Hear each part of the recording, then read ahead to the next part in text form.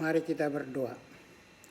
Bapa dalam sorga, kembali kami bersyukur dan berterima kasih Tuhan atas segala kemurahan, kebaikan Tuhan dan berkat yang Tuhan limpahkan bagi kami setiap hari sampai saat ini.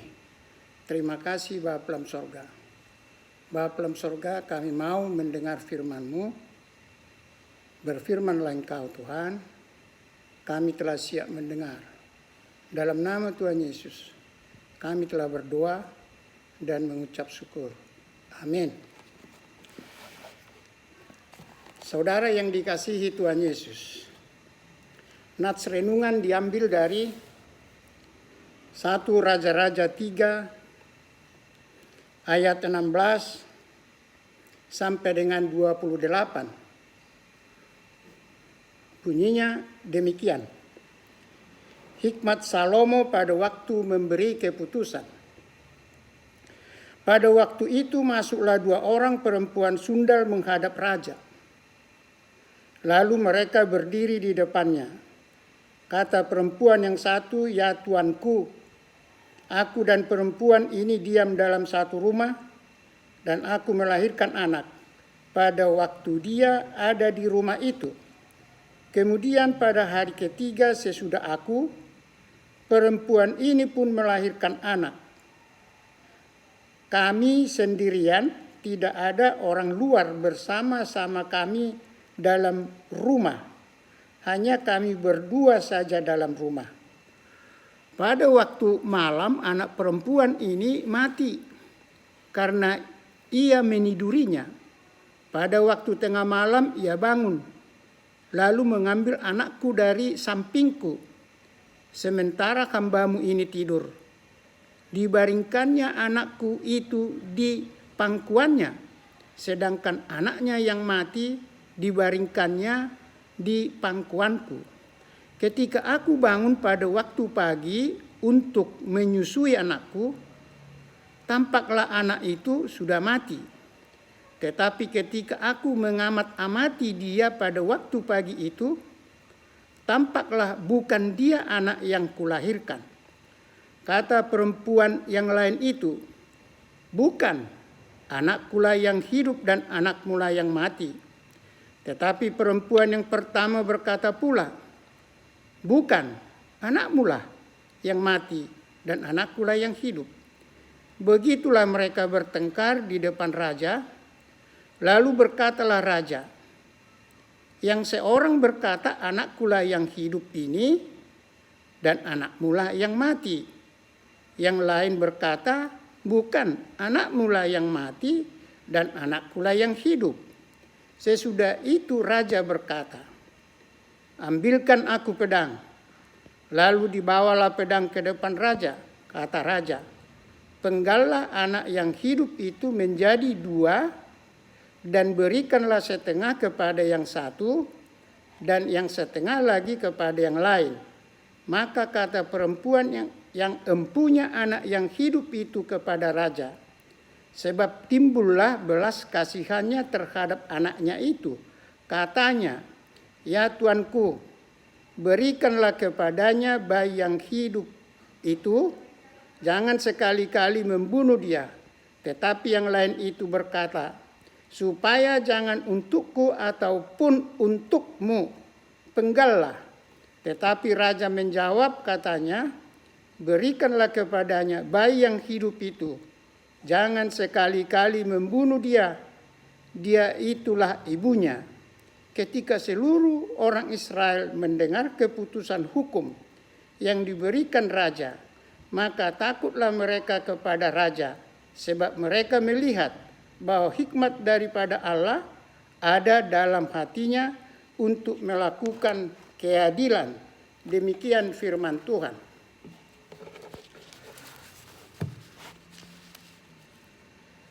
Saudara yang dikasihi Tuhan Yesus, di zaman sekarang banyak orang meragukan keputusan hukum, sehingga banyak orang menganggap bahwa hukum tumpul ke atas tetapi tajam ke bawah. Hukum tumpul ke atas artinya bagi seseorang yang kaya seseorang yang mempunyai jabatan atau kekuasaan, hukum sepertinya tidak berfungsi atau tidak berguna karena sangat sulit menjerat orang-orang yang berkuasa atau orang-orang mempunyai kekuatan untuk menggagalkan hukum itu sendiri. Hukum tajam ke bawah artinya bagi seseorang yang lemah atau seseorang miskin, seseorang yang tidak mempunyai kekuatan, hukum itu sangat tajam, tidak pernah gagal, selalu dapat memberi hukuman dengan tegas kepada orang-orang lemah. Seperti yang pernah terjadi di Jawa Tengah. Seorang nenek tua yang mengambil buah coklat tetangganya sehingga dilaporkan ke dewan berwajib oleh pemilik, sehingga diproses sampai ada ketetapan hukum bahwa si nenek bersalah, yang seharusnya tidak perlu terjadi jika penegak hukumnya memiliki hikmat. Saudara yang dikasihi Tuhan Yesus, di zaman sekarang sangat sedikit orang yang berhikmat, yang banyak orang yang berkhianat. Hikmat di sini ialah hikmat yang berasal daripada Allah. Orang berhikmat ialah seseorang yang menggunakan atau memakai akal sehatnya atau pikiran sehatnya untuk membuat suatu keputusan yang berkaitan dengan keadilan, sehingga penerima keputusan merasa tidak dirugikan dan tidak kecewa. Sedangkan orang berkhianat ialah seseorang yang sudah menerima sumpah jabatan dengan berjanji untuk menjalankan tugasnya dengan baik, tetapi dalam pelaksanaannya jauh dari semestinya. Bisa-bisa yang salah dibenarkan dan yang benar disalahkan. Dia seorang penegak hukum, tetapi dia menyelewengkan keadilan. Penegak hukum yang disumpah tadi tidak menjalankan tugasnya dengan benar atau tidak sesuai dengan tujuan hukum itu sendiri yang mengatakan semua orang sama di hadapan hukum. Saudaraku, tidak sedikit penegak hukum berlaku tidak adil. Seperti dikatakan orang banyak bahwa hukum tumpul ke atas dan tajam ke bawah. Saudara yang dikasihi Tuhan Yesus, ketidakadilan ini terjadi di segala bidang, di segala sektor. Jadi tidak hanya di organisasi pemerintahan, juga terjadi di luar organisasi pemerintahan, seperti organisasi gereja yang jemaatnya sering ribut karena pergantian pendeta yang seharusnya tidak perlu terjadi.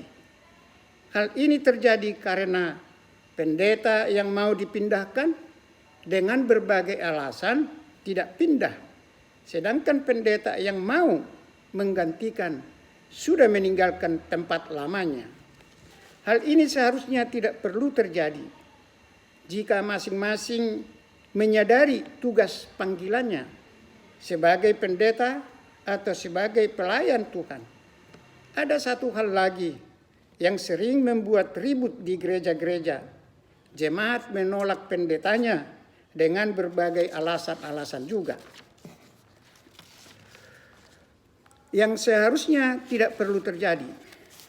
Saudara yang dikasihi Tuhan Yesus, apapun jenis permasalahan di dalam sebuah organisasi, selalu ada pengaruh dari pimpinan atau selalu ada andil dari pimpinannya, karena kebijakan-kebijakan yang dibuat oleh pimpinan selalu berpihak yang seharusnya tidak perlu. Demikian juga halnya dalam penempatan personil, cenderung like and dislike. Demikian juga halnya dalam organisasi gereja. Selalu ada unsur like and dislike yang seharusnya tidak boleh terjadi di dalam rumah Tuhan.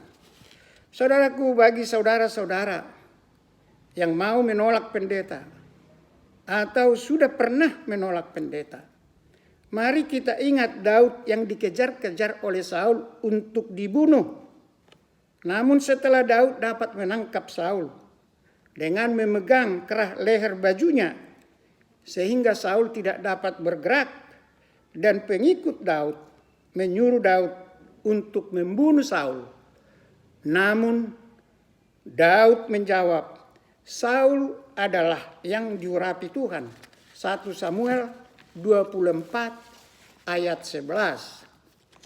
Demikianlah hendaknya setiap jemaat bersikap kepada pendetanya. 1 Samuel 24 ayat 11 yang saya sudah sebut di muka.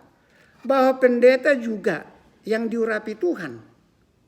Pertanyaan, apakah jemaat pengikut Tuhan Yesus masih meyakini pimpinan gereja adalah perpanjangan tangan Tuhan yang diurapi untuk mentadbiskan dan memberkati para calon pendeta, sehingga semestinya para pendeta pun adalah yang diurapi Tuhan? Jika jemaat menganggap ada hal yang tidak benar, biarkanlah Allah yang menilai, karena Allah lah yang berhak menghakimi kita atau yang menilai kita semua. Saudara yang dikasihi Tuhan Yesus, mari kita kembali ke nats renungan tentang hikmat Salomo, 1 Raja-Raja 3 ayat 16 sampai 28. Dari firman Tuhan ini yang kita sudah dengar bersama, dapat kita jadikan pelajaran bagaimana seharusnya seseorang pemimpin menjalankan tugasnya. Pemimpin yang dimaksud bukan hanya raja atau pemimpin perusahaan-perusahaan ataupun presiden. Termasuk kita semua, saudaraku, adalah pemimpin-pemimpin atau manajer-manajer yang harus menggunakan manajerial yang baik. Nats renungan ini dapat kita pakai menjadi referensi bagi kita sebagai pemimpin keluarga atau diri kita sendiri. Saudara yang dikasihi Tuhan Yesus, sebelum Tuhan memberi hikmat kepada Salomo, sesungguhnya Allah sudah terlebih dahulu berfirman kepada Salomo dalam mimpi dengan mengatakan, mintalah apa yang hendak kuberikan kepadamu. 1 Raja-Raja 3 ayat 5. Sungguh indah saudaraku, Allah menawarkan kepada Salomo untuk meminta apa saja yang dia mau. Saudaraku, saya ulangi. Tuhan berfirman kepada Salomo dengan mengatakan, mintalah apa yang hendak kuberikan kepadamu. Namun Salomo tidak meminta permintaan yang lazim diminta oleh banyak orang, yaitu Hagabeon, Hamoraon, Hasangapon. Saya ulangi saudaraku, Salomo tidak meminta kekayaan, Salomo tidak meminta kemuliaan, Salomo tidak meminta panjang umur, Salomo tidak meminta kesuksesan dalam usaha atau karir dan lain sebagainya. 1 Raja-Raja 3 ayat 13. Tetapi Salomo meminta hati yang paham menimbang perkara-perkara, mana yang baik, mana yang jahat. Namun demikian saudaraku, Tuhan berjanji kepada Salomo akan memberikan seperti kekayaan, kemuliaan, dan panjang umur. 1 Raja-Raja 3 ayat 13. Saudaraku, Tuhan mengetahui kebutuhan Salomo sebagai raja. Jadi walaupun Salomo tidak minta, Tuhan sediakan segala keperluannya. Asalkan Salomo menjalankan tugasnya sesuai dengan perintah Tuhan. Hal semacam ini akan terjadi dalam hidup saudara, dalam hidup saya juga. asalkan kita semua berpegang teguh kepada firman Tuhan dan taat untuk melakukannya. Saudara yang dikasihi Tuhan Yesus, setelah Salomo menjadi raja untuk menggantikan ayahnya Daud, ada 2 orang perempuan sundal yang tinggal bersama dalam satu rumah, memperebutkan seorang anak. Karena sebelumnya masing-masing mempunyai anak yang umurnya berbeda hanya 3 hari. Satu dari antara anak itu mati, sehingga masing-masing perempuan mengaku bahwa yang hidup itu adalah anaknya. Demikianlah kedua perempuan itu bertengkar, yang akhirnya kedua perempuan itu mengadu kepada Raja Salomo untuk mendapatkan keadilan. Saudara yang dikasihi Tuhan Yesus, sulit rasanya bagi Raja Salomo atau bagi siapapun untuk membuat keputusan yang adil untuk menentukan perempuan yang mana ibu bayi yang hidup itu, karena tidak ada saksi lain selain kedua perempuan yang memperebutkan bayi yang hidup itu, sehingga masing-masing mengaku bahwa bayi yang hidup itu adalah anaknya. Demikianlah kedua perempuan sundal itu mengadu kepada raja untuk mendapatkan keadilan. Saudara yang dikasihi Tuhan Yesus, seperti saya katakan di muka, sulit rasanya bagi Raja Salomo membuat keputusan yang adil untuk menentukan siapa di antara perempuan itu adalah ibu kandung bayi yang hidup itu, karena tidak ada saksi lain. Namun demikian saudaraku, Raja Salomo menentukan ibu kandung bayi yang hidup itu dengan hikmat Tuhan, dengan hikmat Allah, dengan memerintahkan anak buahnya untuk memenggal bayi yang hidup itu dengan 2 bagian untuk dibagikan ke masing-masing ibu setengah bagian. 1 Raja-Raja 3 ayat 25.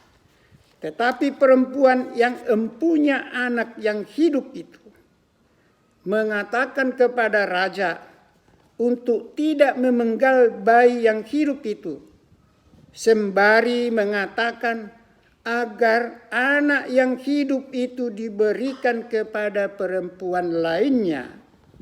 Tetapi perempuan lainnya mengatakan kepada raja, "Penggallah, agar supaya jangan untukku dan untukmu." 1 Raja-Raja 3 ayat 26. Saudara yang dikasihi Tuhan Yesus, Raja Salomo memutuskan agar bayi yang hidup itu diserahkan kepada ibu yang sesungguhnya, yaitu ibu yang tidak menginginkan bayi itu dipenggal. 1 Raja-Raja 3 ayat 27. Saudara yang dikasihi Tuhan Yesus, setelah seluruh orang Israel mendengar keputusan hukum yang berkeadilan yang diberikan raja kepada kedua perempuan sundal itu, maka takutlah orang Israel kepada raja. Sebab orang Israel melihat ada hikmat daripada Allah dalam hati raja untuk melakukan keadilan. 1 Raja-Raja 3 ayat 28. Saudara yang dikasihi Tuhan Yesus, rupanya saudaraku, untuk menjadi pemimpin atau raja yang dihormati, bukan harus mengancam rakyatnya atau menindak dengan keras, tetapi untuk menjadi pemimpin yang ditakuti, menjadi pemimpin yang disegani, menjadi pemimpin yang dihormati, ialah pemimpin yang adil, bukan pemimpin yang pilih kasih atau pemimpin yang like and dislike. Saudara yang dikasihi Tuhan Yesus, orang Israel takut kepada Raja Salomo. Karena orang Israel melihat hikmat daripada Allah di dalam hati Raja Salomo. 1 Raja-Raja 3:28. Saudaraku, sesungguhnya hikmat Allah itu apa sih? Sehingga orang Israel begitu takut kepada Raja Salomo. Paulus katakan kepada jemaat Korintus, 1 Korintus 1 ayat 24. Kristus adalah kekuatan Allah dan hikmat Allah. Jadi untuk menjadi pemimpin yang baik, menjadi pemimpin yang adil, dan yang peduli kepada rakyat kecil seperti Raja Salomo, harus menjalankan tugasnya bersama-sama Yesus Kristus. Demikian juga kita semua, tidak terkecuali. Apapun jabatan kita, apapun pekerjaan kita, mari kita laksanakan, mari kita jalankan setiap tugas, setiap pekerjaan kita bersama-sama Yesus Kristus. Jika saudara seorang pemimpin, jadilah pemimpin yang memimpin bersama-sama Kristus. Di awal saya katakan kita semua pemimpin. Marilah kita jalankan kepemimpinan kita bersama-sama Yesus. Tuhan Yesus memberkati. Amin.